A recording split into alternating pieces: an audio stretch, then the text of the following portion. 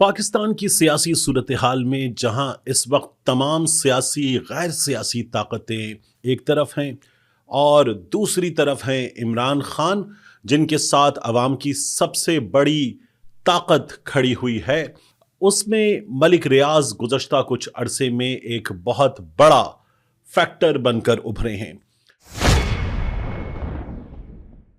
ملک ریاض کے حوالے سے یہ کہا جا رہا ہے کہ ملک ریاض کو اس بات پر راضی کرنے کی کوشش کی گئی کہ ملک ریاض عمران خان کے خلاف ایک گواہ کے طور پر عدالت میں بیان دینے پر راضی ہو جائیں اور یہ بیان عمران خان کے لیے ایک مشکل صورتحال پیدا کر دے۔ دیکھیے، القادر کیس کے بارے میں ہم سب جانتے ہیں کہ جو اس کی زمین ہے، اس کا ڈونیشن ہے، وہ ملک ریاض کی جانب سے آیا ہے۔ عمران خان نے تصوف اور نبی کریم صلی اللہ علیہ وآلہ وسلم کی سیرت، اسلامی تعلیمات پڑھانے کے لیے القادر یونیورسٹی بنائی۔ سنگل ڈونر کہا جاتا ہے کہ اس میں ملک ریاض کی صورت میں ان کو میسر تھا۔ یہاں تنقید یہ ہوتی ہے کہ عمران خان نے ملک ریاض کو فائدہ پہنچایا اور ملک ریاض کے وہ پیسے جو بیرون ملک پھنس گئے تھے، وہ پیسے جب پاکستان آئے تو ملک ریاض کے سپریم کورٹ آف پاکستان میں اس اکاؤنٹ میں چلے گئے جہاں وہ بحریہ ٹاؤن کی جرمانے کی قسطیں ادا کر رہا ہے۔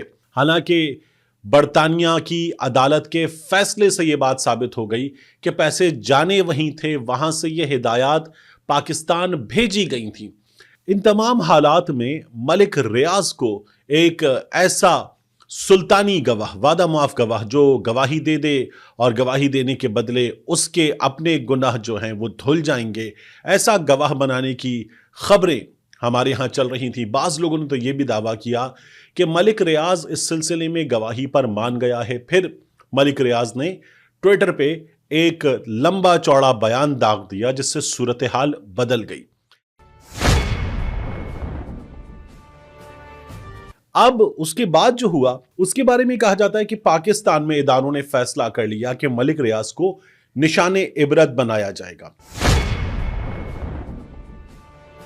آج صبح ہمارے سامنے خبر آئی اور سینئر صحافی ہے شاہد حسین، بڑے زبردست رپورٹر، انہوں نے خبر دی کہ نیب نے بحریہ ٹاؤن کراچی میں جو سرکاری زمینوں پر قبضے کے معاملات ہیں اور سپریم کورٹ میں ڈیفالٹ کی صورت میں ملک ریاض، زین ملک، سابق وزیر اعلیٰ قائم علی شاہ، شرجیل انعام میمن سمیت 33 ملزموں کے خلاف ریفرنس دائر کر دیا ہے۔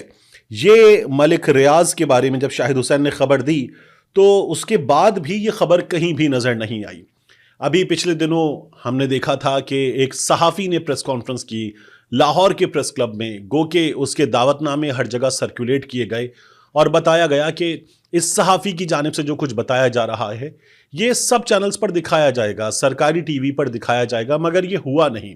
اس کی خبر ایک آدھ چینل پر بعد میں چل گئی، لیکن ملک ریاض کی جانب سے جتنی بڑی مقدار میں اشتہارات اور مالی مدد مبینہ طور پر چینلز کو دی جاتی ہے، اس کی وجہ سے یہ ممکن نہیں ہو سکا اور چینلز نے اس صحافی کی خبر نہیں چلائی۔ ملک ریاض کے حوالے سے خبریں بھی کم چل رہی ہیں۔ ان حالات میں پھر شاہد نے دوبارہ سوشل میڈیا پر آ کر بتایا اور ان کے چینل نے خبر چلائی بھی، 92 نیوز نے خبر چلائی بھی، اور پھر انہوں نے بتایا کہ یہ خبر پوری طرح سے ان کے چینل پر ایکسکلوسیولی چلی ہے۔ 17,000 ایکڑ سرکاری زمین پر بحریہ ٹاؤن کراچی کا جو قبضہ ہے، اس کے معاملے میں سپریم کورٹ میں جو 460 ارب روپے کا جرمانہ ہوا، یہ بتایا گیا کہ اس کی سیٹلمنٹ ہوئی، لیکن جو قسطیں جمع ہوئیں وہ صرف 24 ارب کی قسطیں ہیں۔ اس کے علاوہ ملک ریاض نے 460 ارب روپے کے اس جرمانے میں کچھ بھی جمع نہیں کروایا۔ وہ رقم جو چلی گئی تھی برطانیہ سے آ کر اس اکاؤنٹ میں، وہ رقم بھی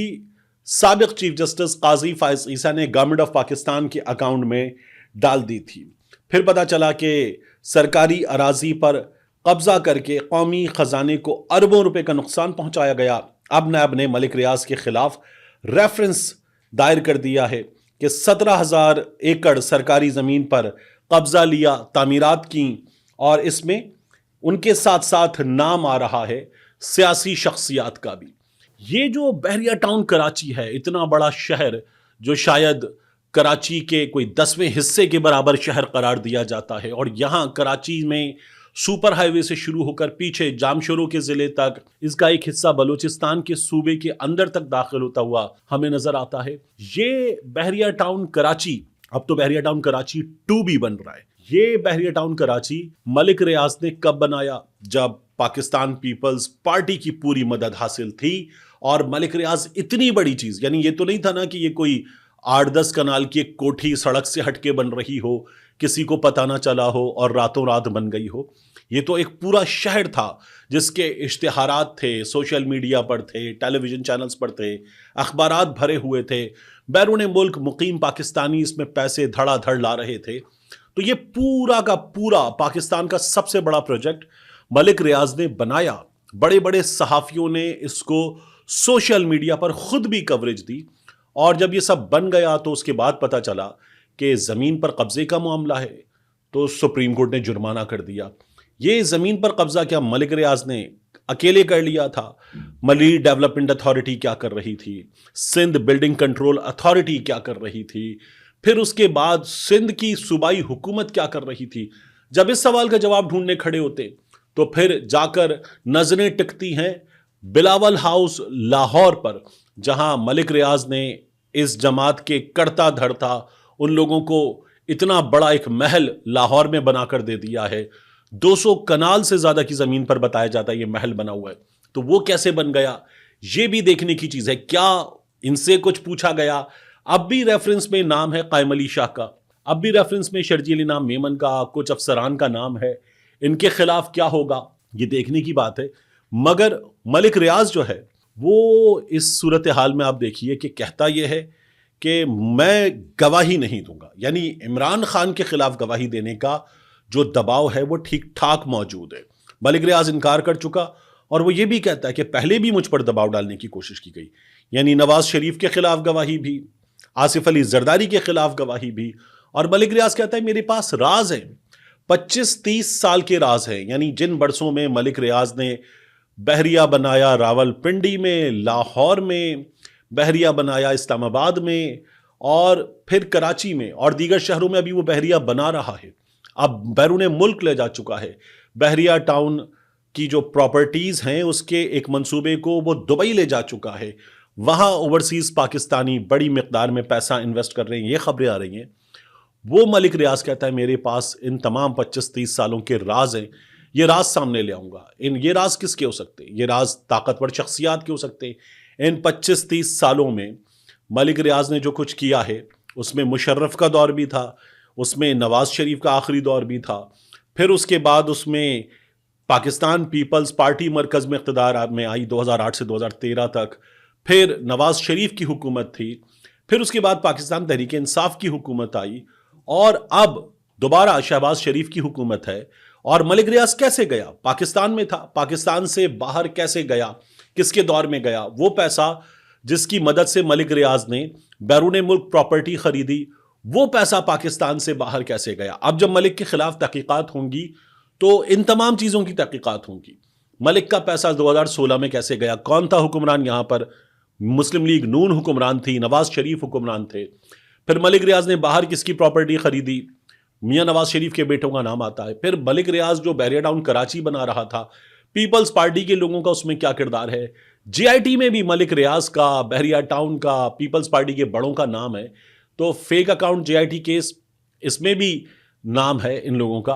अब ये लोग जो दोबारा इस केस में आमने सामने आएंगे तो इमरान खान को निशाना बनाते हुए इस वक्त जो हमें तैयारी नजर आ रही है उसमें मलिक रियाज जो पहले चहीता रहा है, सबका चहीता रहा है, यानी वो सियासी लोग हों, गैर सियासी लोग हों, वो किसी इदारे का सरबरा हो या वो अहम तरीन ताकतवर शख्सियात हों, मलिक रियाज सबका चहीता रहा है। वो मलिक रियाज अब आगे जाकर क्या करेगा, क्या होगा, देखने की चीज़ है कि इमरान खान को इस वक्त जो तमाम लोग एक होकर गिराने की कोशिश कर रहे हैं और वो जेल से इन तमाम लोगों का मुकाबला कर रहा है, वो इमरान खान अब मलिक रियाज की जानिब से जब मुश्किलात बढ़ेंगी तो क्या निशाना बनता या नहीं बनता, ये सूरत हाल सियासी तज्जियाकार कहते हैं बहुत दिलचस्प होने जा रही है। मलिक रियाज पर एक बार फिर नैब रेफरेंस बना है, पहले भी बना था, जुर्माना हुआ था, मामला तकरीबन ठंडा हो गया था। अब भी मलिक रियाज ایک بار پھر شکنجے میں آ گیا ہے. اس کے بعد کیا ہوگا یہ دیکھنے کی چیز ہے. لیکن ملک ریاض، اس کے خاندان کے قریب ترین لوگ سب بیرون ملک بیٹھے ہوئے ہیں. پاکستان کے حکام یہ کہتے ہیں کہ اس کو پاکستان لایا جائے گا. کیا لایا جائے گا اس سلسلے میں جب آپ بات کریں ان لوگوں سے جو اندر کے حالات جانتے ہیں، طاقتور لوگوں کے حالات، ان کے معاملات جانتے ہیں، ان کا کہنا ہے کہ یہ تقریباً ناممکن ہے.